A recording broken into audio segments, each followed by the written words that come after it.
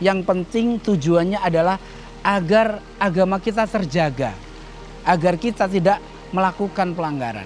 Karena memang kita menikah itu niat atau tujuannya adalah untuk menjaga agama kita dan mencari pasangan yang bisa bersama-sama untuk meraih ridho Allah.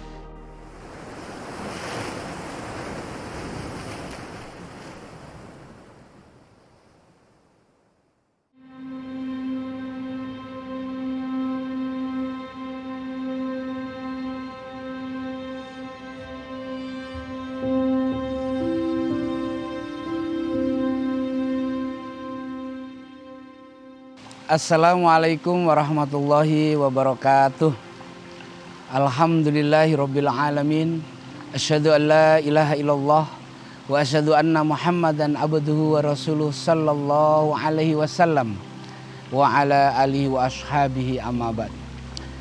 Para pemirsa LDI TV yang saya hormati, terutama untuk generasi muda, saya di sini akan membahas sedikit tentang pernikahan di dalam Islam. Allah berfirman, wala taqrabuz zina innahu kana fahisatan wa sa'a sabila. Janganlah kalian dekat-dekat dengan perbuatan zina, karena zina itu perbuatan yang keji dan sejelek-jeleknya jalan. Dan Allah telah memberikan solusi jalan yang terbaik agar orang bisa terhindar dari perbuatan zina, yaitu menikah.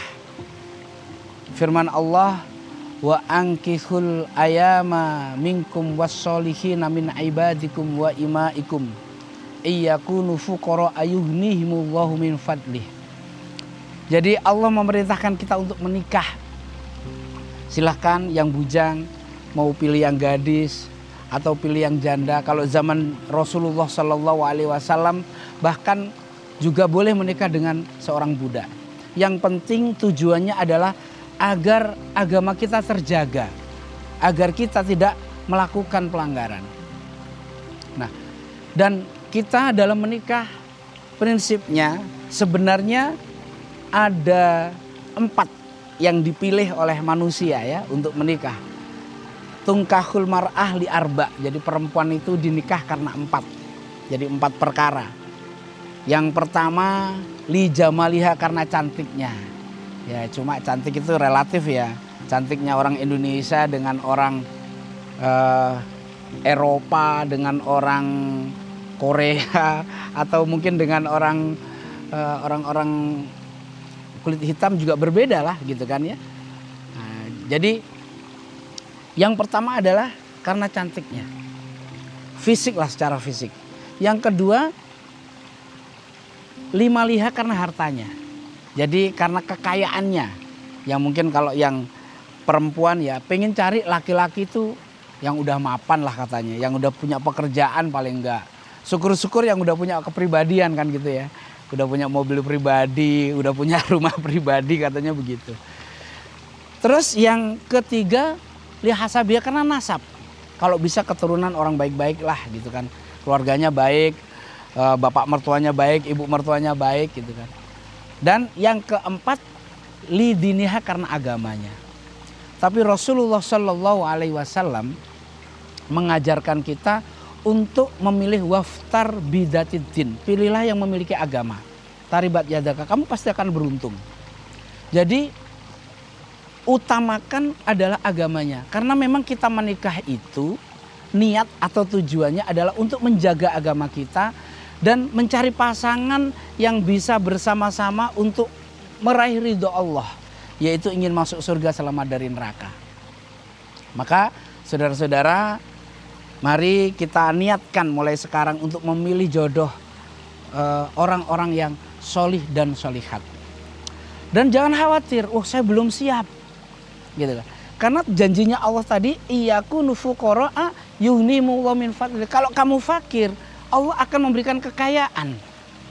Jadi, saya mau nikah tapi nunggu kaya dulu, kapan kayanya? Saya mau nikah tapi nunggu mapan dulu, kapan mapannya? Nikah dulu. Karena Rasulullah SAW juga mengajarkan iltamisu rizqa binikah, carilah rezeki dengan cara menikah. Jadi menikah dulu insya Allah kaya, gitu ya. Jadi ini yang harus menjadi prinsip kita, bahwa niat kita menikah harus kita tata. Dan pilihlah orang-orang yang faham agama dan berakhlakul karimah, karena itu adalah perintah Rasulullah Sallallahu Alaihi Wasallam. Dan kita harus berusaha untuk mendapatkan jodoh. Ada 3 hal yang harus diusahakan. Yang pertama yaitu rezeki, yang kedua yaitu pati, kematian, yang ketiga adalah jodoh. Kalau kita pengen sukses jadi orang kaya, ya harus bekerja walaupun sudah ada qadar kaya dan miskin. Tapi kalau kita pengen jadi orang kaya, ya harus bekerja, harus hemat. Yang kedua yaitu mati. Memang orang sudah ada qadar mati, tapi kalau sakit ya kita harus berusaha sehat, berobat. Sama dengan jodoh. Jodoh juga memang sudah ada qadarnya masing-masing. Tapi kalau kita ingin segera dapat jodoh, ya kita harus berusaha untuk mendapatkannya. Mudah-mudahan semua generasi muda mendapatkan jodoh yang barokah, yang bisa bersama-sama diajak masuk surga, selamat dari neraka. Sekian, apabila dalam penyampaian saya banyak kekurangannya, mohon maaf yang sebesar-besarnya. Assalamualaikum warahmatullahi wabarakatuh.